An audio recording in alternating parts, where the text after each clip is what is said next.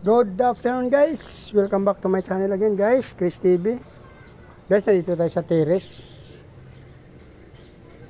Bandang 3 PM na guys, pero mainit pa rin. Kasi kanina umakyat ako dito.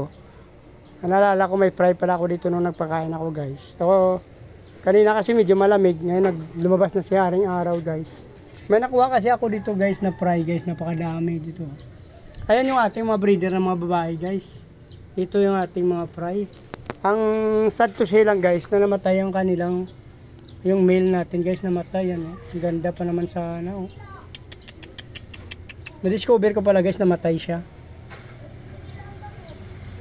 Hindi ko alam kung bakit. Minsan kasi guys sa baba doon namamatayan din tayo. Kasi sa sobrang lamig. Sobrang lamig ng tubig. So yung fry na to baka may namatay na rin. Itatabi ko muna to guys. So yun na nga guys, no. Kinuha na natin yung ating mga fry at nagdagdag tayo ng tubig dito guys. Guys, medyo marumi kasi may lupa dyan. So hindi ko na tinanggal yung lupa. Kasi ang panahon ngayon, grabe ang init. Tapos mamaya maya grabing lamig. So iwanan na lang natin yung ano dyan, mga kunting buhangin. Tapos ibabalik na lang yung kanyang plants. Pero acclimate muna natin sila since nagbago na yung temperature ng tubig dyan guys. Ibabalik na natin itong ay kanyang ano, yung kanyang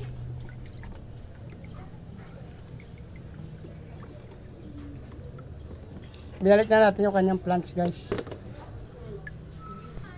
Okay lang yan guys na medyo malabo since nilagdagan naman natin. Parang may lupa kasi dyan, may mga buhangin pa na konti yung galing sa plants ko dati. So dinagdagan na natin ng tubig since grabe ang init. Tapos mamayang gabi malamig. So ibabalik natin yung plants, hindi na natin tinanggal yung mga buhangin dyan. Parang natural habitat lang nila guys. So ito nga, no. Hindi na ako nag-check ng ibang tab since grabe ng init guys, naglabas na si Haring Araw. So pinabayaan na muna natin. Wala na yung male dito guys, yan. Nakakalungkot lang guys, namatay yung male natin. Pero papalitan natin yan dyan mamaya. So takpan ko muna siya guys, mamaya na natin bitawan.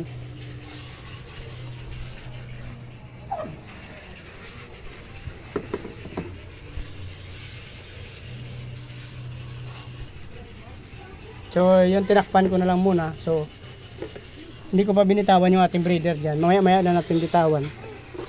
So nag-check tayo dito, ang daming ano, ayan o, makunti ng tubig nila guys. Medyo may araw kasi lumabas. So mamaya na natin uulitin sa pag-check to. Ayan, dagdagan natin ng tubig, yung mga kunting tubig. At the same time mag-check tayo kung may mga fry pa dyan. So hayaan muna natin na lumamig ang tubig. Kasi ang araw grabe guys, kainit ngayon dito sa taas. So kaya nga naglalagay tayo dito ng plants. Yung araw kasi guys nakakatulong din sa mga plants natin. Like nya no, ang tataba nila pag may plants.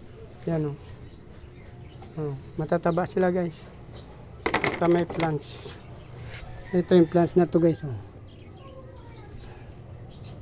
Gusto ko dyan na lang siya siguro. Kaya mataba yung plants oh. So maya magdagdag tayo ng tubig pag nawala na si Haring Araw. So ipapakita ko sa inyo yung aking ayun nga guys oh, ito yung ating fry, napakadami oh. Mayroong isang malaki dyan ay na tatlong malalaki, 4, 5 pala guys ang medyo malaki na dyan. So hindi natin napansin, nag-fry na pala siya noon. Hindi natin alam kung kumain na siya since ilan na lang yung malaki dyan. Dalawang malaking malaki, may kasunod pa na malaki. So hindi ko napapansin na iba-iba na hugis. I mean iba-iba na yung ano nito, sukat ng fry niya. Hindi natin alam kung ilang drop na sila since 3 ang female doon. So namatay nga lang ating male, papalitan natin yun guys.